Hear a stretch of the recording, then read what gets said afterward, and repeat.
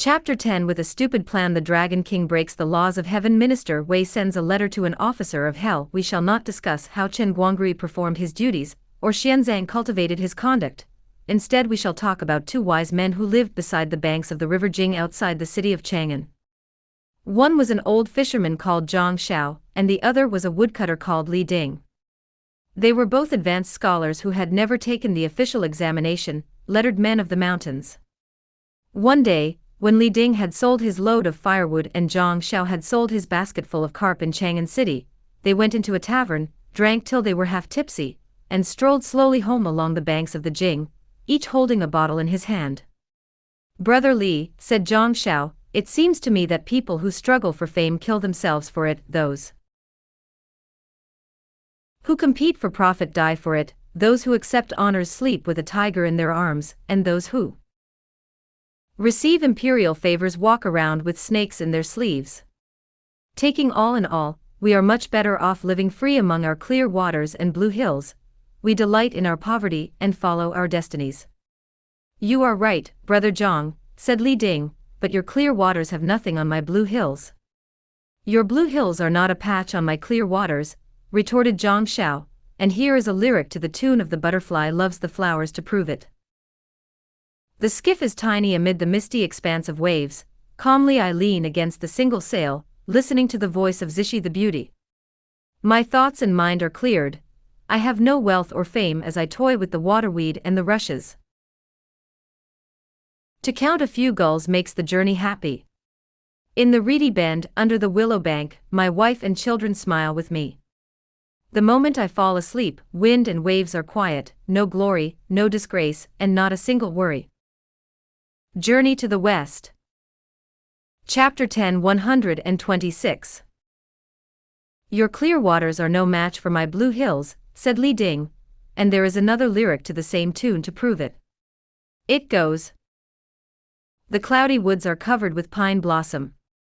Hush! Hear the oriole sing, as if it played a pipe with its cunning tongue. With touches of red and ample green the spring is warm, suddenly the summer's here as the seasons turn. When autumn comes the look of things is changed, the scented chrysanthemum is enough for my pleasure. Soon the cruel winter plucks all off. I am free through 4 seasons at nobody's beck and call." "You don't enjoy the good things in your blue hills that I do on my clear waters," replied the fisherman, "and I can prove it with another lyric to the tune of the partridge heaven. In this magic land we live off the cloudy waters, with a sweep of the oar the boat becomes a home. We cut open the live fish and fry the green turtle as steam coils from the purple crab, and the red shrimps bubble. Green reed shoots, sprouts of water lilies, better still, water chestnuts and the gorgon fruit, delicate louts roots and seeds, tender celery, arrowhead, reed hearts and bird glory blossom." Journey to the West. Chapter 10. 127. "Your clear waters cannot compare with my blue hills when it comes to the good things they provide," said the woodcutter, and I can cite another lyric to the tune The Partridge Heaven as evidence. "Mighty crags and towering peaks reach to the sky, a grass hut or a thatched cottage is my home. Pickled chicken and duck are better than turtles or crabs, roebuck, boar, venison, and hare-beat fish and shrimps. The leaves of the tree of heaven, yellow chinaberry sprouts, and even better, bamboo shoots and wild tea, purple plums and red peaches, ripe gages and apricots, sweet pears, sharp jujubes and osmanthus blossom." "Your blue hills are really nothing on my clear waters," replied the fisherman, and there is another lyric to the tune Heavenly Immortal.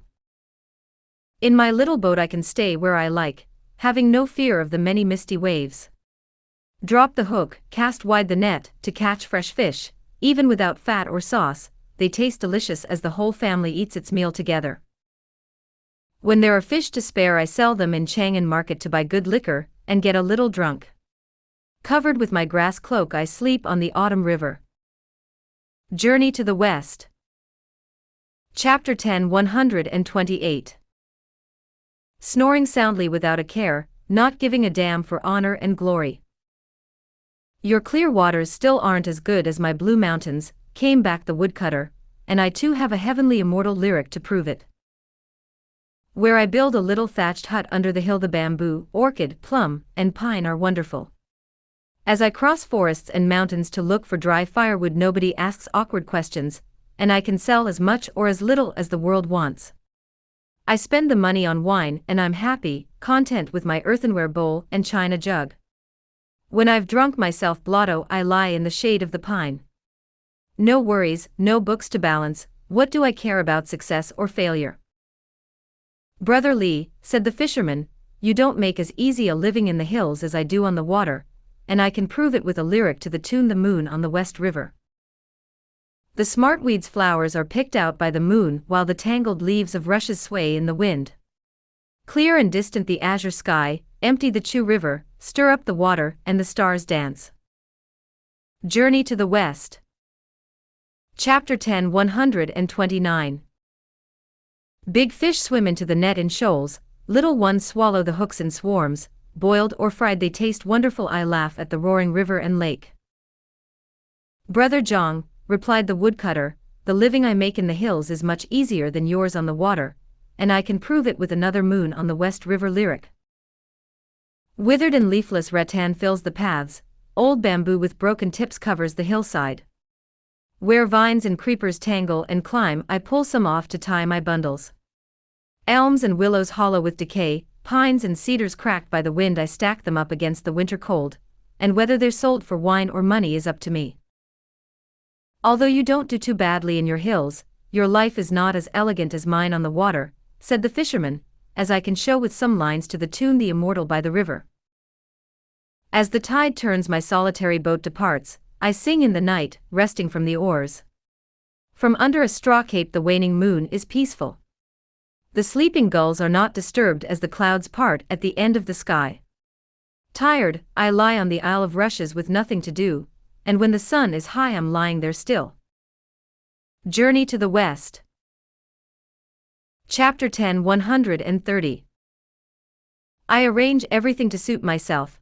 How can the court official compare with my ease as he waits in the cold for an audience at dawn? Your life on the water may be elegant, but it's nothing compared with mine, replied the woodcutter, and I have some lines to the same tune to demonstrate the point. On an autumn day I carry my axe along the greeny path, bringing the load back in the cool of evening, putting wild flowers in my hair, just to be different. I push aside the clouds to find my way home, and the moon is up when I tell them to open the door. Rustic wife and innocent son greet me with smiles, and I recline on my bed of grass and wooden pillow. Steamed millet and pear are spread before me, while the new wine is warm in the pot. This is really civilized. All this is about our living and the ways we provide for ourselves, said the fisherman.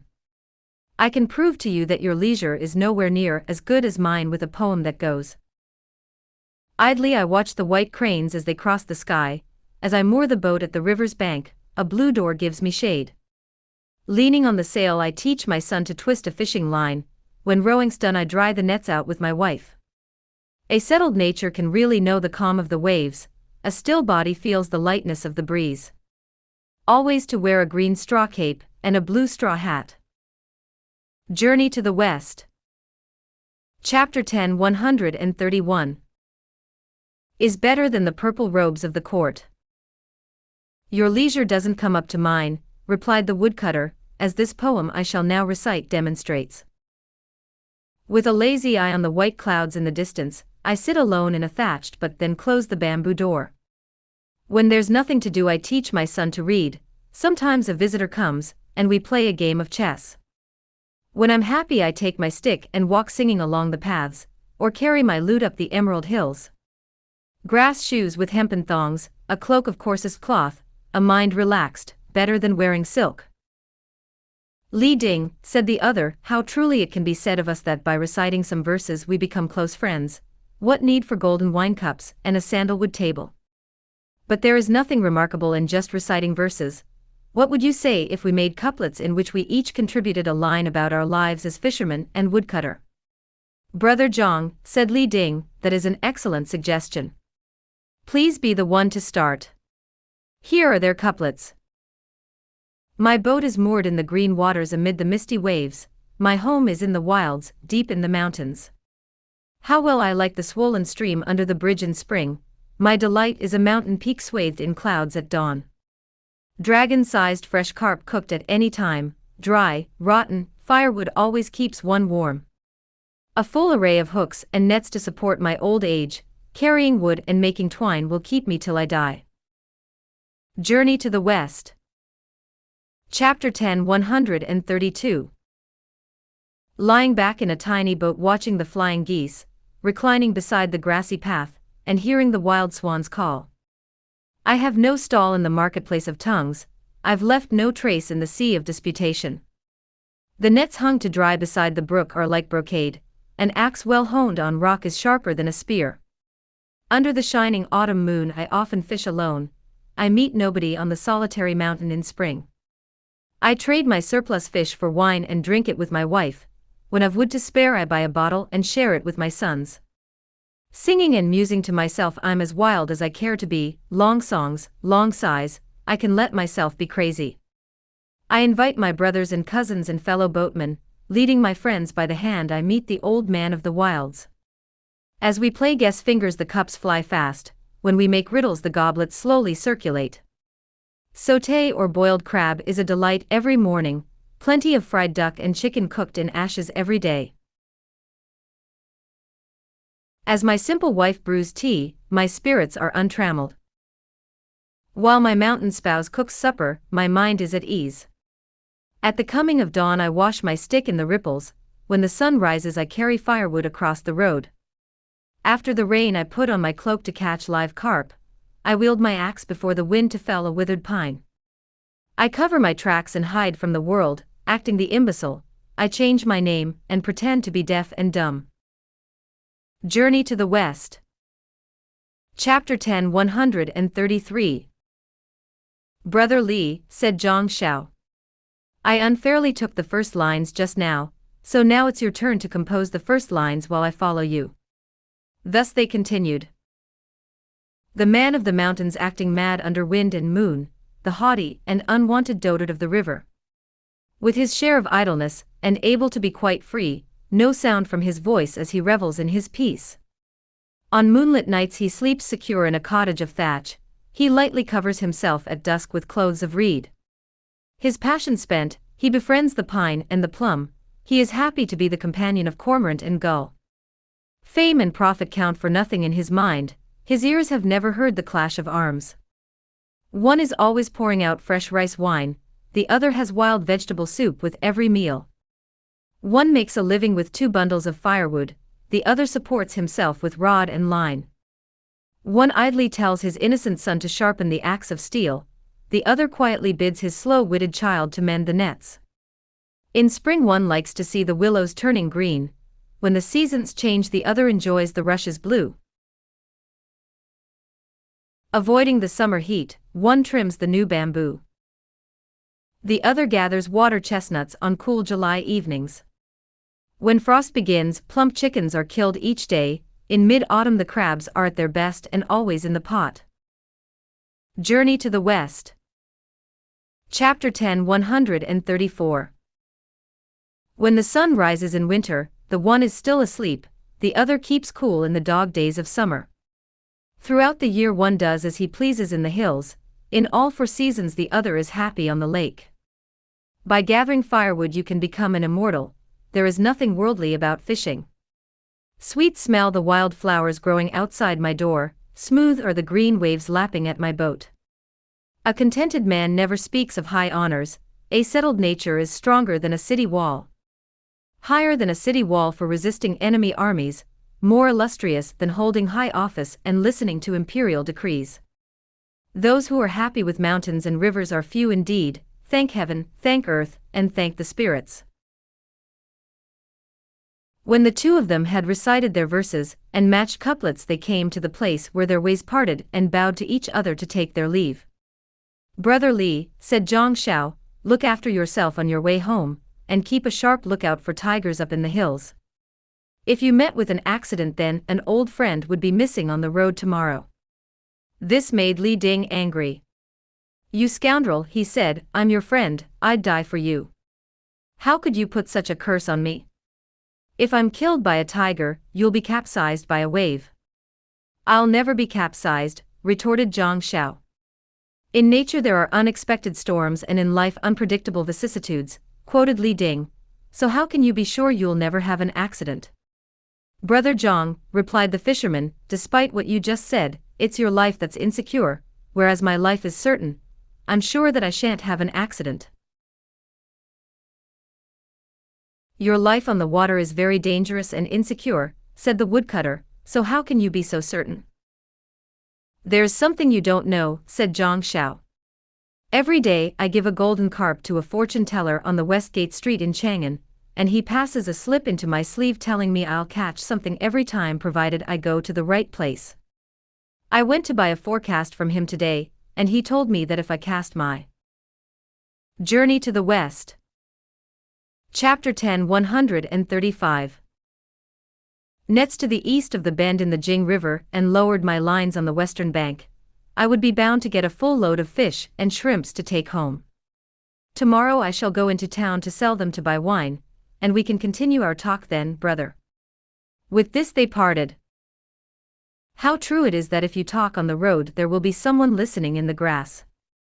A patrolling yiksha from the Jing River Palace overheard Zhang Xiao's remark about always catching fish, and rushed straight back to the Palace of Crystal to make an urgent report of disaster to the Dragon King. What disaster? Asked the Dragon King, and the yiksha replied, your subject was patrolling in the water by the river's edge when I heard a fisherman and a woodcutter talking. Just when they were parting they sounded very dangerous. The fisherman said that there is a soothsayer on Westgate Street in Chang'an City whose predictions are very accurate.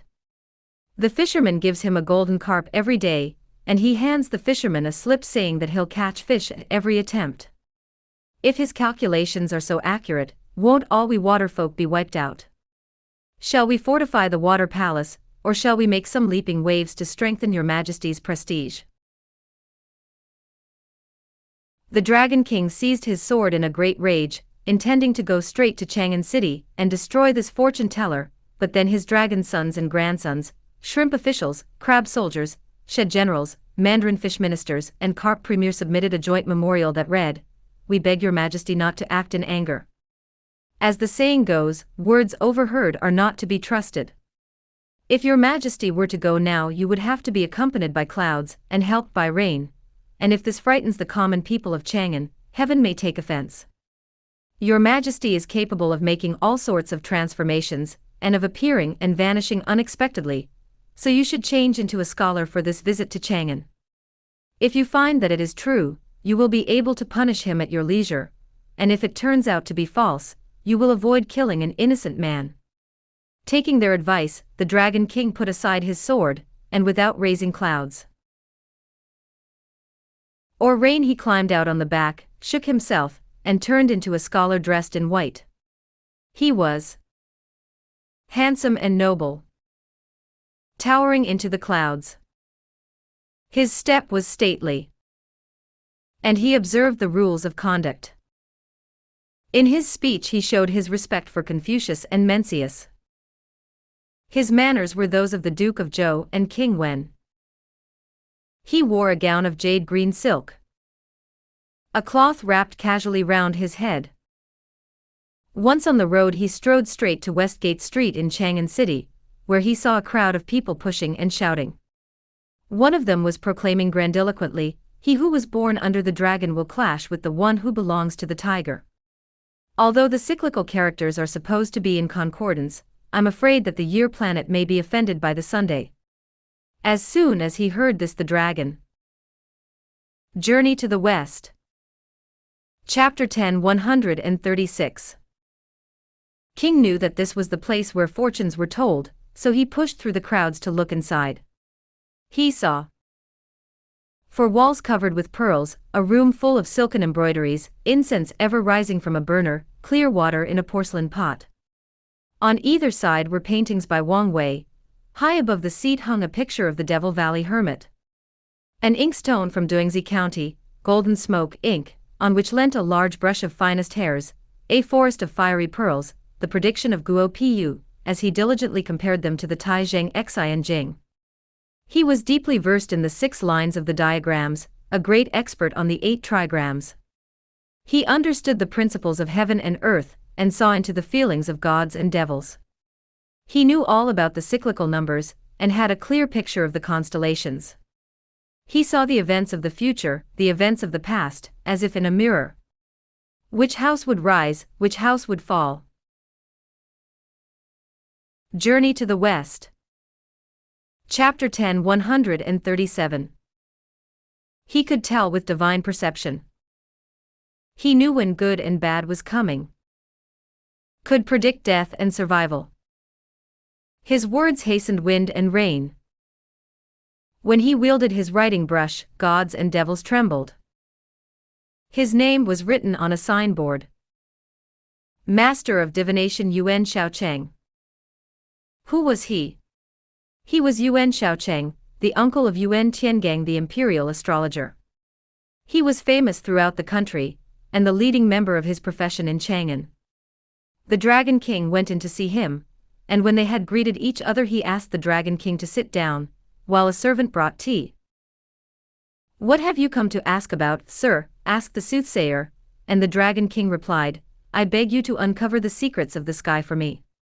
The soothsayer passed him a slip of paper from his sleeve and said, "Clouds obscure the mountain peak, mist covers the tree tops. If there is to be rain, it will certainly come tomorrow." "When will it rain tomorrow?" asked the Dragon King, "and how many inches of rain will fall?" "Tomorrow the clouds will gather at mid-morning, late in the morning there will be thunder, at noon it will start to rain, and in the early afternoon the rain will finish, after 3 feet 3.48 inches have fallen," replied the soothsayer. "I trust that you are not fooling," said the Dragon King. "If it rains tomorrow at the time, and to the depth you have predicted, I shall pay you a fee of 50 pieces of gold. If it does not rain, or if it does not rain at the time, and to the depth you say it will, then I'm telling you straight that I'll smash up your shopfront, tear down your sign, and run you out of Chang'an so that you won't be able to deceive the people a moment longer."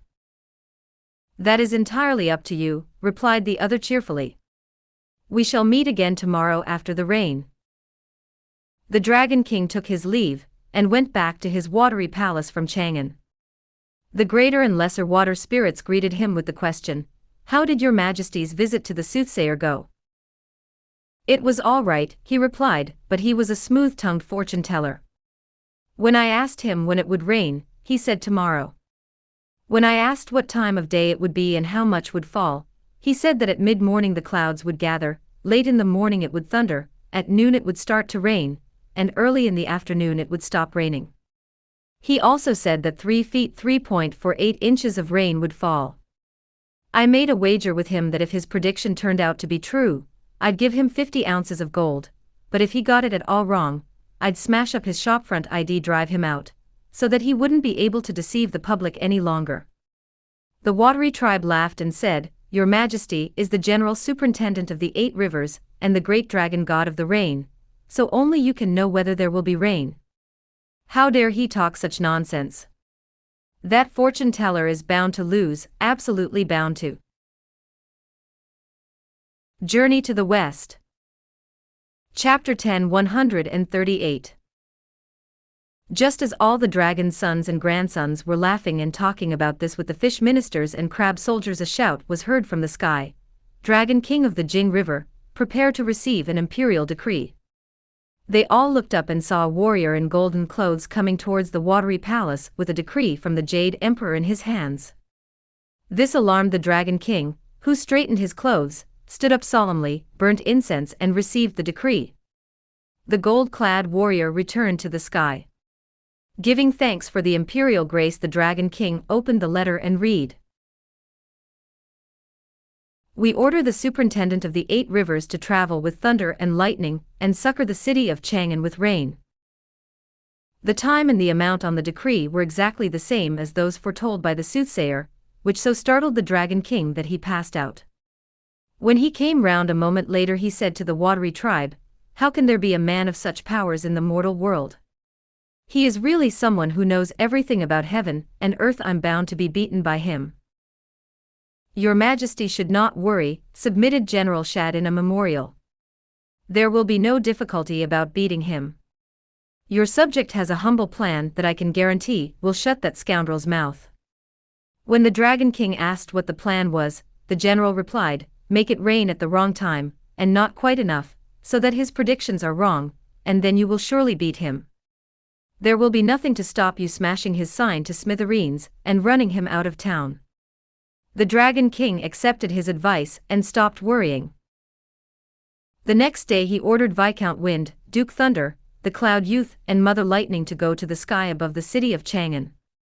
He waited till late in the morning before spreading the clouds, unleashed the thunder at noon, started the rain in the early afternoon, and stopped it in the late afternoon, when only 3 feet and 0.4 inches had fallen. He had thus changed the times by 2 hours and reduced the amount of rain by 0.08 inches. After the rain he dismissed his generals and his hosts, and put away his clouds. Then he changed back into a white-clad scholar and charged into Yuan Shaochen's fortune-telling stall on Westgate Street. Without even asking for an explanation, he smashed up Yuan's sign, his brush, his inkstone, and everything else, while the fortune-teller remained calmly in his chair without moving. The Dragon King brandished the door in the air, ready to hit him with it, and began to pour abuse on him. "You evil man, with all your reckless talk about blessings and disasters, you stinking deceiver of the masses. Your predictions are false and you talk nonsense. You got the time and the amount of today's rain quite wrong, but you still sit there so high and mighty. Get out at once if you want me to spare your life." Yuan Shaocheng, who was as calm and unfrightened as ever, looked up to the sky with a mocking smile. "I'm not afraid," he said, "I'm not afraid. I've committed no capital offense, but I fear that you have. You may be able to fool other people, but you can't fool me. I know who you are. You're no scholar, you're the Dragon King of the River Jing. You flouted a decree of the Jade Emperor by changing the time of the rain, and cutting down the amount, which is a crime against the laws of heaven. I'm afraid that you're for the executioner's blade on the dragon-slicing scaffold. Are you going to keep up that abuse of me?" On hearing this, the Dragon King trembled from fear, and his hair stood on end. Dropping the door at once, he straightened his clothes and made gestures of submission, kneeling to the soothsayer and saying, "Please do not be angry with me, sir. I was only joking. I never thought that it would be taken seriously. Whatever am I to do if I have broken the laws of heaven? I beg you to save me, sir. If you don't, I shall haunt you after my journey to the west." Chapter 10 139. Death. "I can't save you," replied Yuan Shaocheng, "but I can suggest one way by which you may be able to save your skin." "I beg you to tell me," implored the Dragon King. "Tomorrow afternoon at 1:30 you will have to go to the office of the official in charge of personnel, Wei Zheng, to be beheaded. If you want to stay alive, you must report at once to the present Tang Emperor, Taizong, as Wei Zheng is a minister of his, and if you can get him to speak for you, you will be all right." The Dragon King took his leave of the soothsayer with tears in his eyes and went away. The sun was setting in the west, and the moon and stars were coming out. As clouds settle round the mountains, the crows fly back to roost, the travelers on long journeys find inns for the night. The returning geese sleep on a sandbank by the ford as the Milky Way appears, while the hours push on. A lamp in the lonely village burns with barely a flame. Pure is the monastery as the reed smoke curls in the breeze. Men disappear in the butterfly dream. As the moon sinks, flower shadows climb the rails, the stars are a jumble of light. The hours are called, the night is already halfway through. The Dragon King of the River Jing did not return to his watery palace, but stayed in the sky until the small hours of the morning, when he put away his cloud and his mist horn, and went straight to the gate of the imperial palace. At this very moment the Tang Emperor dreamt that he went out of the palace gate to stroll among the flowers in the moonlight. The Dragon King at once took human form, went up to him and knelt and bowed before him, crying, "Save me, your majesty, save me." "Who are you, that we should save you?" asked Taizong.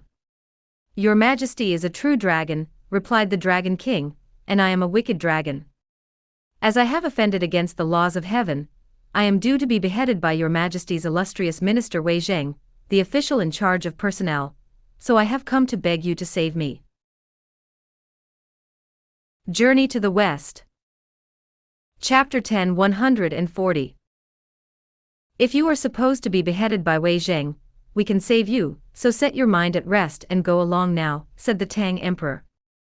The Dragon King, who was extremely happy, kowtowed in thanks and went away. Taizong remembered his dream when he woke up. It was now 4:30 in the morning, so Taizong held court before the assembled civil and military officials. Mist wreathed the palace gates, incense rose to the dragon towers. In the shimmering light the silken screen moves, as the clouds shake the imperial glory spreads. Monarch and subject as faithful as Yao and Shun, imposing music and ritual rivaling Zhou and Han. Pages hold lanterns, palace women hold fans, in brilliant pairs. Pheasant screens, unicorn halls, shimmering everywhere. As the call, "Long live the Emperor," goes up, the Empress is wished 1,000 autumns. When the rod of silence descends 3 times, the uniformed officials bow to the Emperor. The brightly colored palace flowers have a heavenly scent, the delicate willows on the bank sing royal songs. Pearl curtains, jade curtains, are hung high from golden hooks. Journey to the West. Chapter 10 141. Dragon and Phoenix fans. Landscape fans. Rest by the royal chariot. Elegant are the civil officials.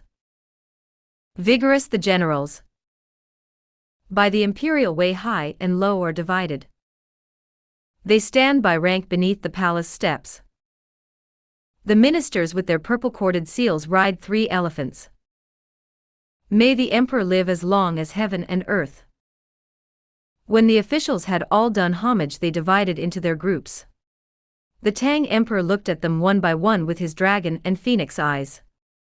Among the civil officials he observed Fang Xianling, Du Ruhui, Su Shiji, Su Jingzong, Wang Gui and others, and among the military officers he saw Ma Sanbao, Duan Hixian, Yin Kaishan, Cheng Yejin, Lu Hongji, Hu Jingde and Qin Shibao among others. Every one of them was standing there solemnly and with dignity, but he could not see Minister Wei Zheng among them. He summoned Su Shiji into the palace hall, and said to him, "We had a strange dream last night in which a man came, and bowed to us, claiming that he was the Dragon King of the River Jing. He had broken the laws of heaven, and was due to be beheaded by the official in the personnel department, Wei Zheng. He begged us to save him, and we agreed. Why is it that the only official missing at court today is Wei Zheng?" "If this dream is true," replied Su Shiji, "Wei Zheng must be summoned to the palace, and your majesty must not let him out of doors. Once today is over the Dragon King will be saved." The Tang emperor was overjoyed and he sent a personal aide with a decree summoning Wei Zheng to court. That night the minister Wei Zheng had been reading the stars in his residence, and was just burning some precious incense, when he heard a crane calling in the sky. It was a messenger from heaven with a decree from the Jade Emperor ordering him to behead the Dragon King of the River Jing in a dream, at 1:30 the following afternoon. The minister thanked heaven for its grace, fasted and bathed himself, tried out the sword of his wisdom, and exercised his soul. This was why he did not go to court. When the imperial aide came with a summons he was frightened and nonplussed, but he did not dare to delay in obeying an order from his monarch, so he hurriedly tidied his clothes, tightened his belt, and went to the palace with the summons in his hands. He kowtowed to the emperor and admitted his fault. "We forgive you," said the emperor. The officials had not yet withdrawn, so the emperor now ordered the curtains to be lowered and dismissed them. The only one of them he kept behind was Wei Zheng, whom he ordered to mount the golden chariot and come to his private quarters with him, where they discussed the policies to bring peace and stability to the country. At about noon he ordered the palace ladies to bring a large Wiki chess set and said, "We shall now have a game of chess." The imperial concubines brought in a chess board and set it on the emperor's table. Thanking. Journey to the West. Chapter 10 142. The Tang emperor for his grace, Wei Zheng started to play with him. As each moved in turn they built up their lines of battle. It was just as the chess classic says. The way of chess, the best place is the middle of the board, the worst is the side, and the comers are neither good nor bad. This is the eternal law of chess. The law says, it is better to lose a piece than to lose the initiative. When you are struck on the left, look to the right. When attacked in the rear, keep an eye on your front. Sometimes the leader is really behind, sometimes the laggard is really ahead. If you have two live areas, do not let them be severed. If you can survive as you are, do not link up.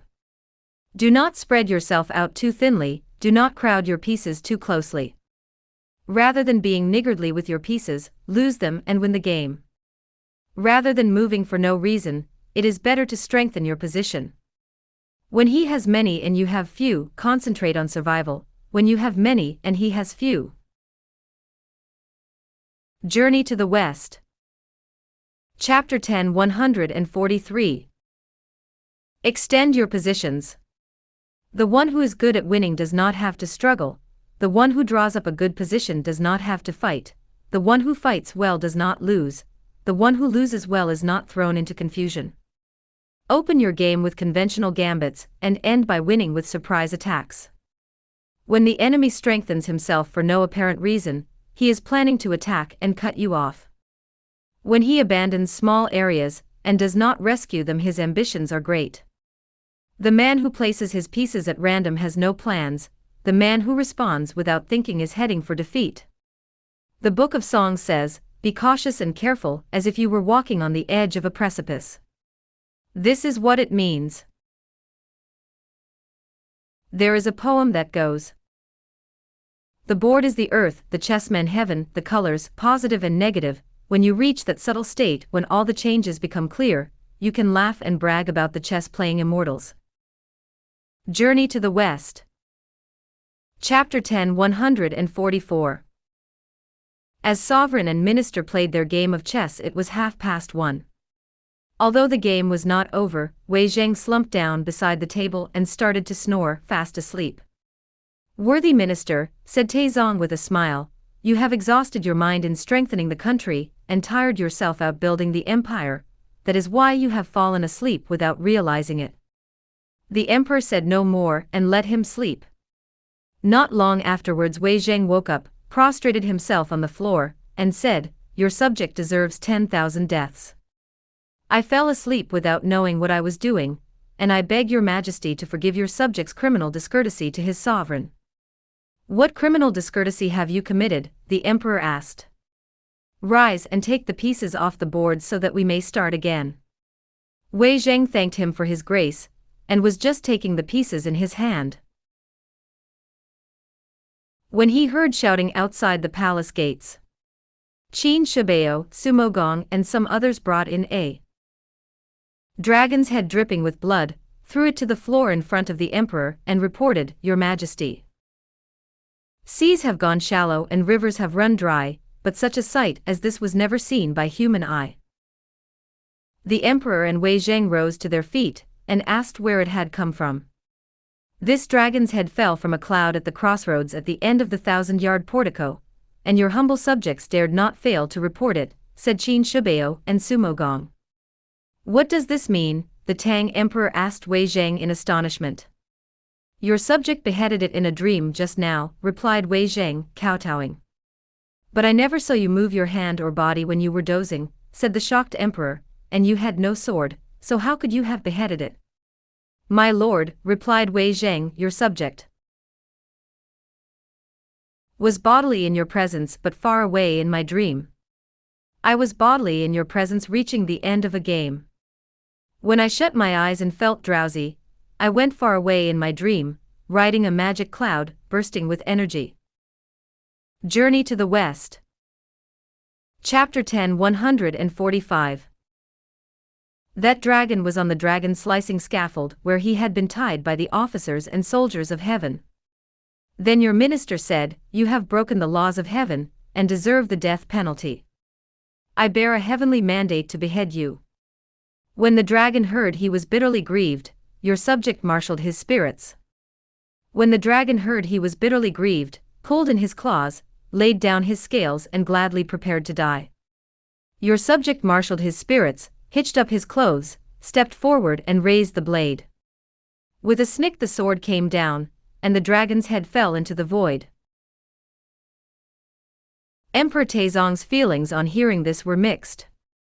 On the one hand he was happy, because he was proud of having so good a minister as Wei Zheng, for with a hero like that in his court he needed to have no worries about the safety of the empire. On the other hand he was distressed, because although he had promised in his dream to save the dragon, it had been executed. He had no choice but to pull himself together and order Qin Shibao to hang the dragon's head up in the marketplace as a warning to the common people of Chang'an. He also rewarded Wei Zheng, and then all the officials dispersed. When he returned to the palace that evening, the emperor was depressed as he remembered how the dragon had wept so bitterly in his dream, begging to be saved. Yet the dragon had been unable to avoid its doom. After brooding over this for a long time, he felt more and more exhausted and uneasy. In the second watch of the night he heard sobbing outside the palace gates, which made him more frightened than ever. As he lay in a fitful sleep, the dragon king of the river Jing reappeared, this time holding a head dripping with blood in his hands. Emperor Taizong of the Tang, he shouted, "Give me back my life, give me back my life. Last night you were full of promises to save me, so why did you double-cross me yesterday and order Wei Zheng, the official in charge of personnel, to behead me? Come out, and we shall go to the King of Hell's place to have." Journey to the West. Chapter 10 146. This out. He pulled at the emperor's clothes and would not stop shouting. Taizong could find nothing to say, and struggled so hard to get away that he was pouring with sweat. Just at this most awkward moment he saw fragrant clouds and colored mists to the south. A female immortal came forward and waved a willow twig, at which the headless dragon went off to the northwest, weeping pitifully. This immortal was the Bodhisattva Guanyin, who had come to the east in obedience to the Buddha's decree to find the man to fetch the scriptures. She was now staying in the temple of the tutelary god of Chang'an, and when she heard the devilish howling she came to chase away the wicked dragon. The dragon then went down to hell to submit a full report. When Taizong woke up he shouted, "A ghost, a ghost." The empresses of the 3 palaces, the imperial consorts and concubines of the 6 compounds, the attendants and the eunuchs were all so terrified by this that they lay awake trembling for the rest of the night. Before long it was 4:30, and all the military and civil officials were waiting for the morning court outside the palace gates. When dawn came and the emperor had still not come to court they were so frightened that they did not know what to do. It was not till the sun was high in the sky that a decree was brought out that read, "As our mind is not at ease all the officials are excused court." 6 or 7 days quickly passed, and all the officials were so anxious that they wished they could rush to the palace gates to see the emperor and ask after his health, but all that happened was that the empress issued a decree summoning the royal doctors to the palace to administer medicine. Crowds of officials gathered at the palace gates waiting for news, and when the doctors came out a little later they asked what the matter was. "His Majesty's pulse is not as it should be, it is both faint and fast. He murmurs deliriously about having seen a ghost. His pulse stops every 10 beats. His 5 viscera lack all spirit, and I am afraid that the worst must be expected within 7 days." The officials went pale from shock. Amid all the panic it was learned that Taizong had sent for Sumogong, the Duke Protector Qin Shibao, and Lord Yuqi Jingde. When the 3 lords received the decree they hurried to the lower story of the side palace. When they had bowed to him, a serious-faced Taizong spoke forcefully to them. "Illustrious ministers," he said, "we started to command troops at the age of 19, and had many hard years of fighting from then on, conquering the north and the south, defending in the east, and wiping out our enemies in the west, but never once did we see anything sinister or evil. Yet now we are seeing ghosts. Your Majesty has founded an empire and slaughtered men beyond number, so why should you be scared of ghosts?" asked Lord Yuqi. "You don't believe us," the emperor replied, "but outside our bedroom door at night bricks and tiles fly about and the ghosts and demons howl. It is really terrible. Daytime is passable but the nights are unbearable." "Don't worry, Your Majesty," said Qin Shibao. Tonight I and Yuchi Jing shall guard the palace doors to see whether there are any ghosts or not. Taizong agreed to his suggestion, and after thanking him for his kindness, Sumogong and the other two generals withdrew. That evening the two of them put on their equipment and took up their positions outside the palace gates in full armor and helmet, with golden maces and battle axes in their hands. Look how these splendid generals were dressed. On their heads were golden helmets bright. On their bodies was armor like dragon scales. Journey to the West. Chapter 10 147.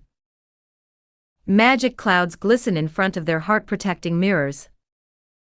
Their lion coats are tightly buckled. Fresh are the colors of their embroidered belts. One looks up to the sky with his phoenix eyes, and the stars tremble. The other's eyes flash lightning and dim the moonlight. These true heroes and distinguished ministers will be called gate protectors for 1,000 years, and serve as door gods for 10,000 ages. The two generals stood beside the doors till deep into the night, and not a single demon did they see. That night Taizong slept peacefully in the palace and nothing happened. When morning came he called the two generals in, and gave them rich rewards. We had not been able to sleep for several days since we fell ill, he said, but last night was very peaceful, thanks to the awesome might of you two generals.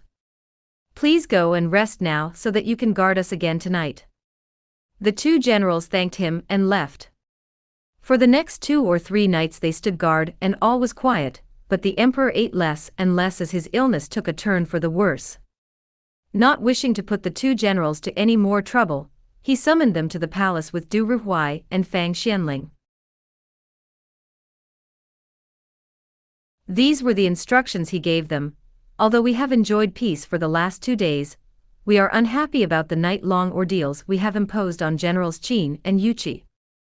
We therefore wish to commission 2 skilled painters to make faithful portraits of the two generals to paste on the doors so that they may be saved trouble. What do you think?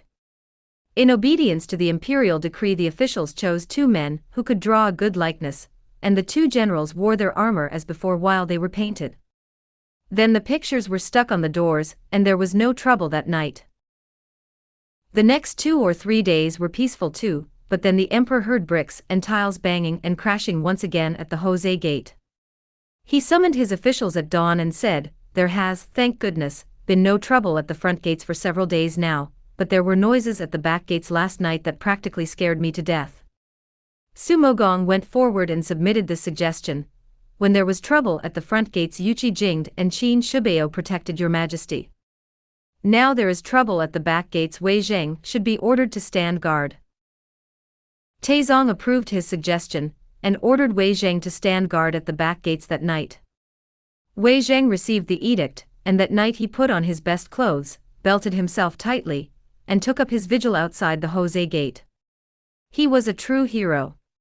He wore a black band of silk around his forehead, a brocade gown loosely belted with jade.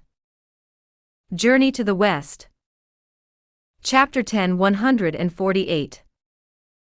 His hood and billowing sleeves caught the frost and dew, and he looked more ferocious than the ghost quellers Shenshu and Yul Ti.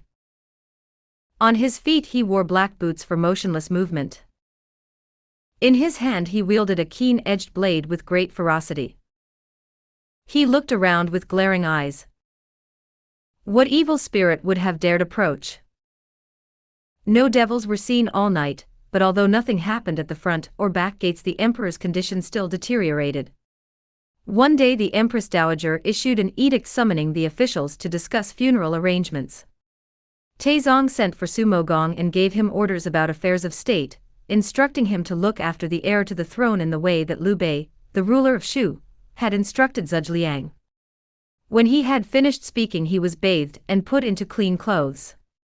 All he had to do now was to wait for the end. Then in rushed Wei Zheng, who grabbed hold of his dragon robes and said, "Do not worry, Your Majesty. I can ensure Your Majesty long life." "The disease has reached my heart," replied the emperor, "and my life will end at any moment now, so how can you save it?" Your subject has a letter here, said Wei Zheng, that I am offering to your majesty to take with you to the underworld and give to Kui Ju, the judge of Fengdu. Who is this Kui Ju? Asked the emperor. He was one of the officers of your majesty's exalted predecessor. From being magistrate of Sizhu, he was promoted to be vice president of the Ministry of Rights. When he was alive, he and I were close friends. Now that he is dead, he is in charge of the registers of birth and death in the underworld as judge of Fengdu, and he often comes to see me in my dreams. If you take this letter with you on your journey and give it to him, he is bound to allow your majesty to come back out of consideration for your humble subject. I can guarantee that your majesty's soul will return to the sunlight, and the dragon countenance will certainly return to the imperial capital. Taizong took the letter and put it in his sleeve, then he shut his eyes in death. The empresses, consorts and imperial concubines of the 3 palaces and the 6 compounds, the palace servants, the heir to the throne, and the civil and military officials all grieved and dressed in mourning. The imperial coffin lay in state in the White Tiger Hall. If you don't know how Taizong came back to life, listen to the explanation in the next chapter.